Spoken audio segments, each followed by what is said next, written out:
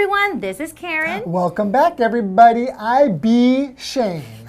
Today we're looking at part 2 of the buzz about urban beekeeping. And the vocabulary words are hive. Hive. Don't place your hive somewhere that is very windy. Location. Location. We love everything about the apartment except for its location. Aw, shade. Shade. Julia sat in the shade of the giant tree. Adequate. Adequate. Please check that we have adequate food supplies for the camping trip. We do. Yes. Reassure. Reassure. Ted reassured his wife that he had turned off the air conditioner before leaving. Monitor. Monitor. The scientist had monitored the bears for weeks.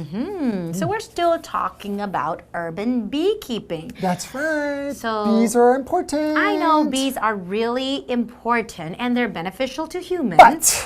But if my neighbor started urban beekeeping, I don't think I would be happy.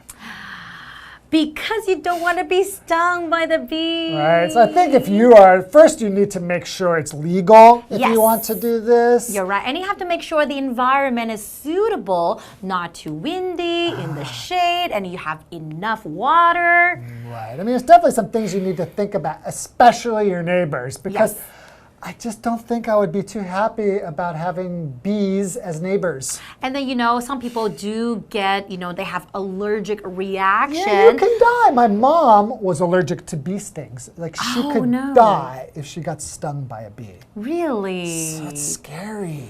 But, so you have to, there's a few factors you have to consider before you start urban beekeeping. But it is good because we don't want the bees to be extinct. It's really important because, if we don't, we could have a real food crisis if bees start to go extinct. So. All right, we just need to find a nice balance and do it in a good way. You're right. Okay, let's learn more about urban beekeeping. All right. The buzz about urban beekeeping. Before you go out and buy a hive, however, you need to do some research. The first thing you have to do is figure out whether it's legal in your city to have one. After you've determined that it's okay, you will need to find a suitable location. The best places are those that aren't too windy, provide enough shade, and have an adequate water source.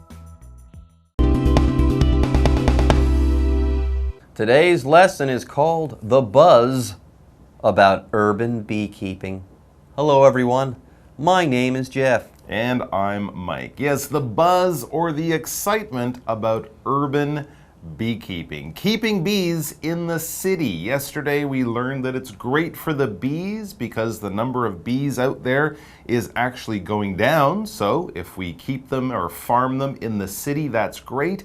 Plus, that it can be really good for us. Taking care of bees helps lower stress, and of course, the honey is filled with vitamins. What about the beeswax? Not only the beeswax can be used for soap and candles, and of course, bees are so important in making sure that we have fruits and vegetables to eat. So if you like peaches, apples, oranges, and many other delicious things, you should be worried and concerned and try to help the bees as much as possible. So how do we do it? How do we get into urban beekeeping? It's funny that you asked that question because if anybody out there wants to learn how to beekeep in the city, hey, we've got some answers for you.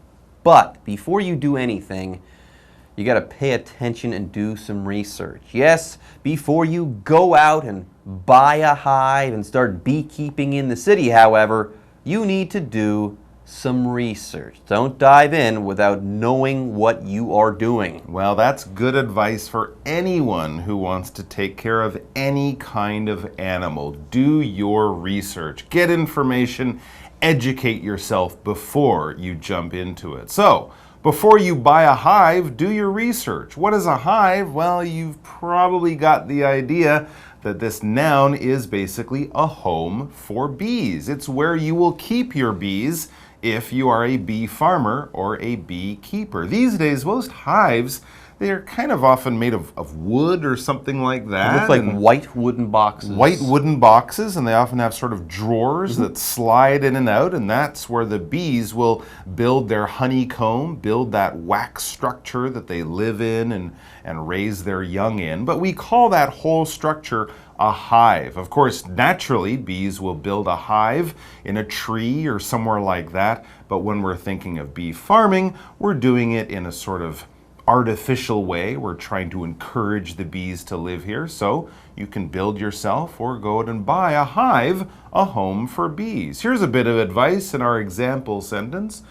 Don't place your hive somewhere that is very windy. Of course, bees have to fly. If it's windy, they'll have a tough time getting home. Anyways, yeah, that's true. You don't want that. Anyways, let's move on here. The first thing you have to do is figure out whether it's legal in your city to have one, i.e. a hive. So let's say you want to start beekeeping. You want to beekeep in your city. Well, yeah, do your research and find out whether or not it's actually allowed. Okay, can you beekeep in your city? Find out or figure out whether it's legal in your city to have a beehive. Now, after you've determined that it is okay, that it's a-okay, you will need to find a suitable location. Word to the wise, don't pick a windy location. Anyways, before we move on, let's talk about this next vocabulary word. It's the word location. It's a noun, by the way. A location is where something is. Yes, the noun is location. The verb is locate. If something is located somewhere, that's where it is. That's its location. For example, we love everything about the apartment except for its location. Yeah, where it is far away from bus stops and the MRT. It's really hard to get around the city from here, from this place's location. Otherwise, the apartment's beautiful. Well, it's brand new, big windows, lots of light, but far away from the things that you want to be close to. So yes, windy places are not good locations. As the article says, the best places are those that aren't too windy, provide enough shade, and have an adequate water source. Now, let's talk about shade here. Shade is a noun, and basically it's kind of like shadow. It's that dark area where something blocks the light of the sun. So if you're hot on a hot day, you might look for some shade under a building or under a tree or something like that. That area will be cooler because the sun's rays and the sun's heat has been blocked. The shade provides that cool space. For example, Julia sat in the shade of the giant tree, probably leaning against the tree. It's very nice. Anyways, we also have the adjective adequate to talk about. If you have an adequate amount of something, you have enough of that thing. You have the amount that you need. There's not too much, but on the other hand, there's not too little of that thing either. For example, please check that we have adequate food supplies for the camping trip. We don't want to run out of food.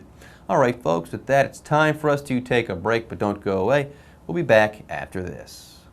Hello， 大家好，我是 Hanny。我们在第一天的课文读到，在城市养蜂越来越受欢迎了。养蜂不但可以维持蜜蜂数量，那这对我们对环境也都有好处。不过你要养蜂之前，还是得先做功课哦。首先呢，你要先确认在你居住的城市里面拥有蜂箱是不是合法的。如果合法，接着就必须找一个合适的地点，最好是要选风不会太大，那有足够的遮荫，还有水源充足的地方。这边出现4个单字 ，hive， 它是指蜂巢或是蜂箱，我们也可以说 beehive， 就是在 hive 前面加上蜜蜂 bee。好，那麦克老师刚刚提的 honeycomb， 它是拼作 honeycomb， 这个字也可以用来指蜂窝、蜂巢状的东西。下一个单字是 location， 表示地点、位置，是当名词用。那么 shade 它是指阴凉处或者是遮阳树荫，它也是当名词。再来看 adequate 这个形容词，它是形容足够的或是合乎需要的。接回到课文中。The buzz about urban beekeeping. The next step is to reassure neighbors. Some might be afraid of living closely to so many bees, as it can increase the risk of being stung by one. For those who are allergic to bee stings, this could be a matter of life and death. Another concern comes from swarming, which happens when there are too many bees inside a hive. Some bees will then leave to build a new hive in another place, and this can cause people to panic. A responsible beekeeper needs to monitor the hive and perform an artificial swarm when it's necessary. Okay, so let's say that beekeeping is legal in your city and you found a good place for your hive. What do you do next? Well, the next step, talk to your neighbors. But it goes further than that. The next step is to reassure neighbors. After all, your neighbors might be a little bit worried. Why are you bringing thousands and thousands of bees into your home which is right next to our home? Yeah, that is something people might need to be reassured about. To reassure, this verb is basically to comfort someone, to put them at ease, to say some words or maybe make some actions that take their worries away. For example, Ted reassured his wife that he had turned off the air conditioner before leaving. Don't worry, I turned it off. We're not going to come home to a freezing cold apartment and a very high electricity bill. Are you sure? Are you sure? I'm sure. Totally sure. All right, you sound confident. So, what are some of the fears that people might need to be reassured about? Well, there's something we haven't really mentioned. Bees can sting. Okay, so some of your neighbors, let's say, some might be afraid of living closely to so many bees, as it can increase the risk of being stung by one. Okay? And there's more. For those who are allergic to bee stings, this could be a matter of life and death. Yes, some people have a violent reaction to bee stings. Not only does it hurt for them, it can make them very, very sick. It might even kill them. And another concern, it says, another concern comes from swarming, which happens when there are too many bees inside a hive. We've often seen this in horror films or something, clouds of bees that are panicked and rushing from one place to another, meet a group of people and they all get attacked and die, and it's really horrible, but it's cool in a movie. What movies are you watching? The Hive. Oh my God. Great classic, not really scientific horror movie, but people do have these fears, and it can happen naturally. When the bees in the hive become too many, they might travel in a big group to another place, so people might see that or have heard of that and be worried about that. That's called swarming. Swarming. Yes, some bees, when swarming, some bees will then leave to build a new hive in another place, and this can cause people to panic. Bees are everywhere. Now it says here, a responsible beekeeper needs to monitor the hive and to perform I should say, an artificial swarm when it's necessary. So before it's too late, before there are too many bees, make sure you perform an artificial swarm. Move some of those bees in an orderly fashion to somewhere else where they can start a new hive. Anyways, before we move on, let's talk about the verb monitor. If you monitor something, you watch that thing. You watch it closely and you're looking for changes, or you're somehow picking up information from it. That's what you're trying to do when you are monitoring something. Then you can also have something called a computer monitor, let's say.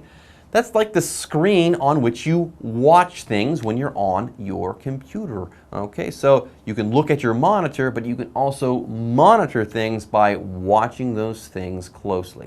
For example, the scientist had monitored the bears for weeks. Yes, he was taking notes on the bears and figuring out how they acted, gathering all sorts of information about these bears. All right, folks, with that, it's time for us to take a break, but don't go away. We'll be back soon. 好，当你确定好养蜂是合法的，然后也找好适合的地点了，下一步很重要哦，就是要跟你的邻居谈一谈，要让他们消除疑虑，让他们放心。毕竟住家附近有一大堆蜜蜂，可能会增加被叮到的危险。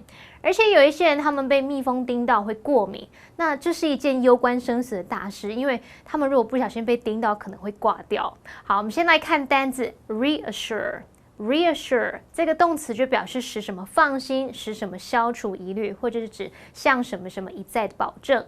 那麦克老师刚刚用到 comfort 这个动词 ，comfort 它是拼作 comfort，这个字它表示安慰或是抚慰。好，另外一件令人担心的事就是蜜蜂它们会成群移动。当蜂巢里面有太多蜜蜂的时候呢，有一些蜜蜂就会离开去别的地方来筑新的蜂巢。那当人们看到大量的蜜蜂过境，一定会恐慌的，所以养蜂人必须要监控蜂箱，然后在必要的时候进行人工分蜂，也就是适当的来对调这个蜂群的位置，来平衡它们的数量。好，文中的 swarm 它可以当动词，也可以当名词。当动词就表示成群的移动，蜂拥而至；那么当名词就表示分蜂。好，再来看单字 monitor 也可以当动词或当名词。当动词就表示监测或是监控，当名词是指显示器或者是监测的仪器。接回到课文中。The buzz about urban beekeeping. Urban beekeeping is one option to help prevent the extinction of the species and its resulting effect on the global food supply. If done correctly and safely, it can be a great benefit to the bees, the beekeeper, and the environment.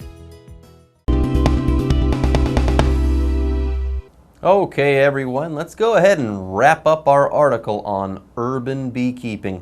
Urban beekeeping is one option to help prevent the extinction of the species and its resulting effect on the global food supply. Remember, bees are very valuable pollinators. If they were to go extinct, that wouldn't be good for anyone or pretty much any animal. Absolutely. Even if you don't keep bees yourself in the city, it's good to be aware because, if the bee numbers go down by a lot, we could all be really hungry. It could be really bad for the world. So think about urban beekeeping, but do definitely be concerned about bees. Back to urban beekeeping, it says, if done correctly and safely, it can be a great benefit to the bees, the beekeeper, that's us, and the environment. Sounds like a win-win-win situation, but do go out and do your research, find out about the regulations, talk to your neighbors,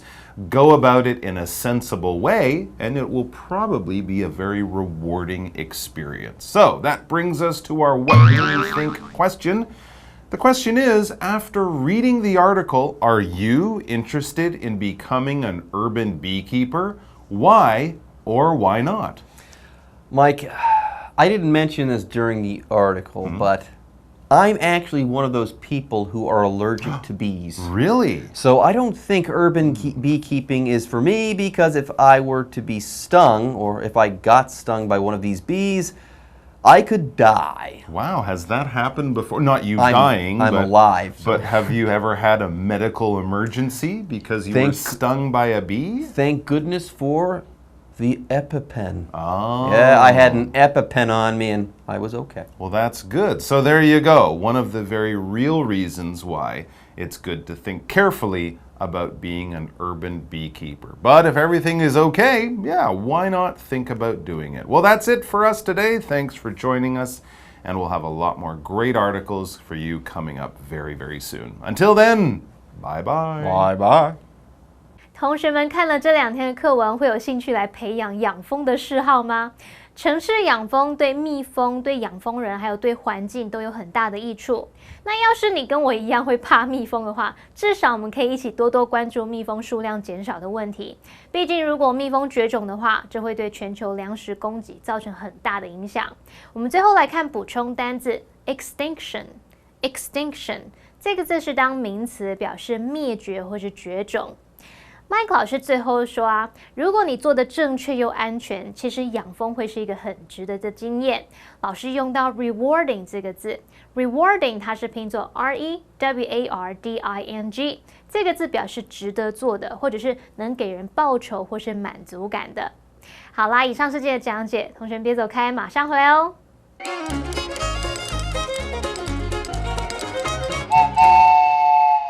大家好，我是 Hanny， 欢迎收看我们的文法单元。那今天要介绍的文法重点有5个，第一个是 figure out， 第二个是 whether 引导名词子句的用法，第三个是 those who 加上动词，第四个是形容词 allergic 的用法，第5个是 a matter of 加上名词或动名词。我们先来学 figure out。figure out 它可以表达想出来、弄清楚、搞懂或是解决等等。例如 They haven't figured out how to solve the problem. 他们还没有想出来要怎么解决那个问题。Have you figured out the math problem? 那题数学题你算出来了吗？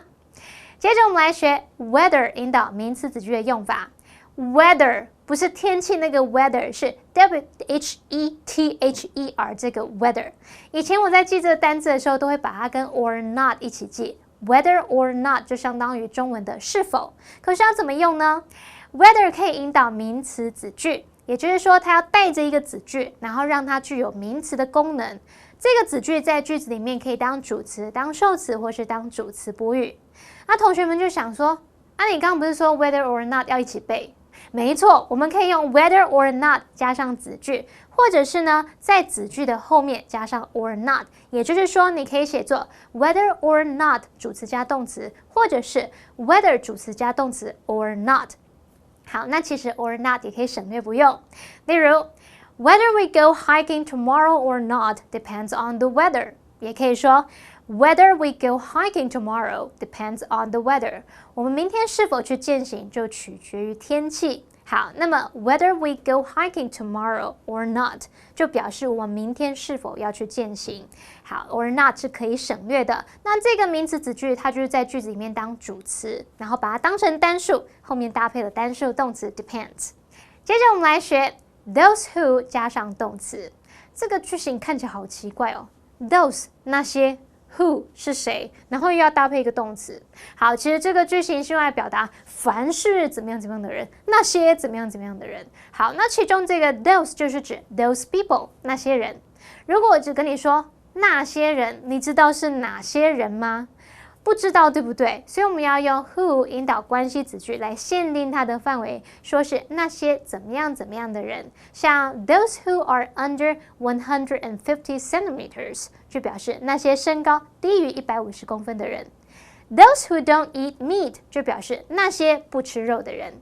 那要特别注意哦，这个 who 当然指的就是它前面的 those， 所以它是复数。那关系子句里面动词就要用复数动词，例如Speed walking is a great form of exercise for those who just want to stay fit. 对于那些只想要保持健康的人来说，快走是一个很棒的运动。那么句子里面这个 those who just want to stay fit 就表示那些只想要保持健康的人。接着我们来学形容词 allergic 的用法。Allergic 就是过敏的，我们常常用 be allergic to 加名词表示对什么什么过敏。例如Peter is allergic to seafood. Peter 对师傅过敏，不是 Peter 对海鲜过敏。那有时候呢，你也可以用这种句型来表达你不喜欢某个东西。像 Ron is allergic to hard work， 就表示 Ron 对勤奋过敏，意思是他很懒惰，他不喜欢努力。好，那最后我们来学 a matter of 加上名词或动名词。Matter 当名词就有问题的意思，那我们可以用 a matter of 加名词或动名词表示关于什么什么的问题。It's a matter of life and death 就表示这是攸关生死非常严重的大事。It's only a matter of time 就表示这只是时间的问题，这只是迟早的事。好，以上是今天的重点整理，我们下次见喽，拜拜。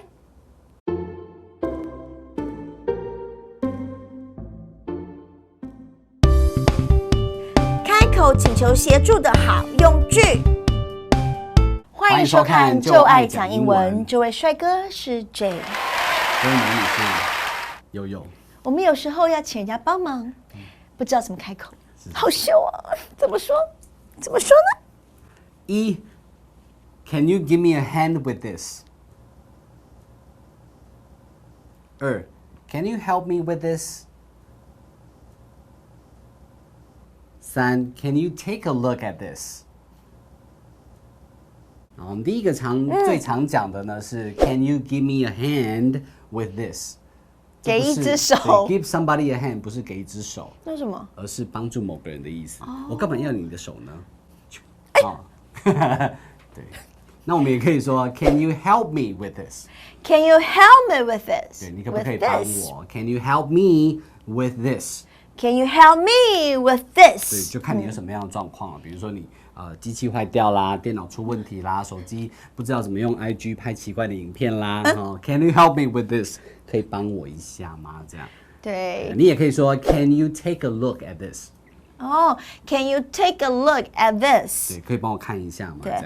比如说 J 老师的电脑都很强，他都会帮我解决一些问题，下载一些很奇怪的，不是，我就说，你好厉害哦，继续啊，很爽啊！你是天才，是天才，就是 genius。You are a genius。对，所以呢，各位女孩们。你如果呢身边有工具人的话，他帮助你帮完之后，你一定要跟他讲这句话 ：You are a genius.